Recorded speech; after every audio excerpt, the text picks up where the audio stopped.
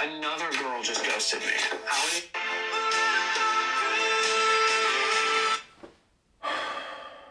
What am I doing? We live in a world where we are constantly surrounded by information and news, where new technology is created at a faster rate than ever. iPhone 15 has an all-new design that's simply gorgeous. Starting from the front, it has the dynamic island, which has been a hit with our pro users. Now don't get me wrong, if used correctly, it can be a great tool. Phones gave us the opportunity to have a camera in our pockets and be able to communicate with basically anyone in the world at a moment's notice. But unfortunately, we tend to overuse technology. Doom scrolling has become so common these days, since it doesn't take any effort and gives us cheap dopamine hits. According to The Independent, young adults spend around 7 hours per day on a screen. 7 hours. Now, if you're 20 and live until 80, that's over 17 years of your life living on a screen. Well, if that scares you, great. This video is for you.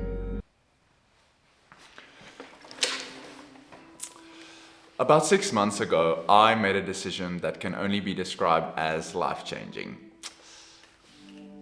I bought a dumb phone. Now you may have two questions. What is a dumb phone and why? Valid questions. The first one, what is a dumb phone, is it's basically not a smartphone. You know, this thing, I don't think it can download apps, definitely cannot download Instagram, you know, and I only use it to text and call.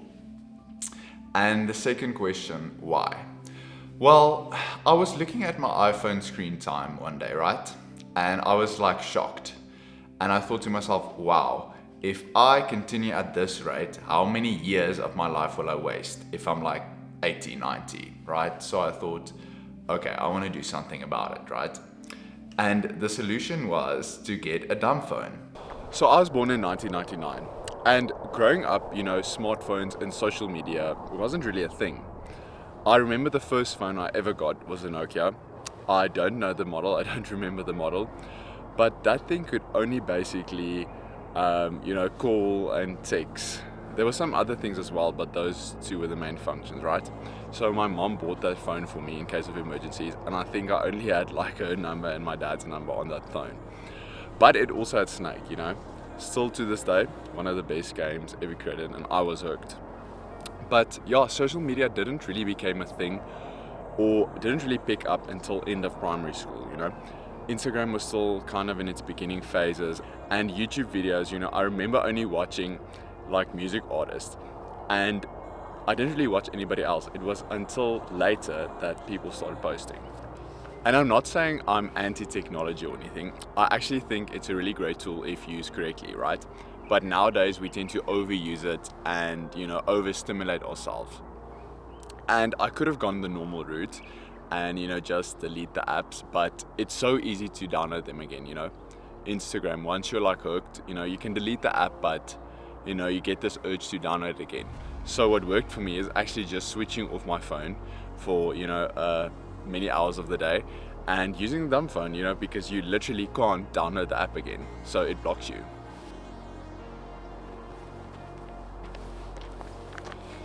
So let's talk about my experience using a dumb phone so far. So one thing that I really relied on my iPhone was a note app. If I got an idea or I need to take something down that was important, I would just take out my phone and type it. And I replaced that with a journal or a booklet. So whenever I get an idea throughout the day, or at work when I need to take something down, I would just write it down in my booklet.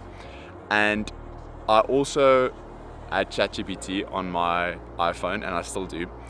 And that was so easy to use because if I wanted to know a question, I could just type it in and it would give me an answer, right? So what I do now is, if I want to know something that I don't know, I write it down in my booklet, and when I get home, I search it on ChatGPT on my laptop. I also felt much less anxious, you know. When I got a notification on Instagram or something, I felt the need to check it immediately, right? I had this urge. And sometimes even when I didn't get a notification, I thought I did, and then I checked and it wasn't there, you know. So it got really bad. But with a dumb phone, you know, it didn't happen. So what I also really struggled with is dealing with a feeling of boredom. because it was so easy to just take out my phone and then scroll social media and have that temporary dopamine hit, right? And where that feeling really hit hard was when I was still using the train going to work. I used to just, scroll my phone for the whole time. But what I did do instead is take up reading again, which was a habit when I was young. And now I started reading again, and the habit stuck from there on. Also, the question remains, right? Will I be using this bad boy in 2024 going forward? And the answer is, yeah, sure, why not? I don't see a reason why not to, right? I've been more productive and happier since I've been using the dumb phone. And it might not be for everyone, but I encourage you, if you have a phone addiction or social media addiction, try it out and see what happens. We have such a beautiful world around us. It made me realize, how beautiful the world is. I was so addicted to my phone and, living in a virtual world that I missed what's around me, Why live in a virtual world when there's such a beautiful one right in front of you? All you have to do is look.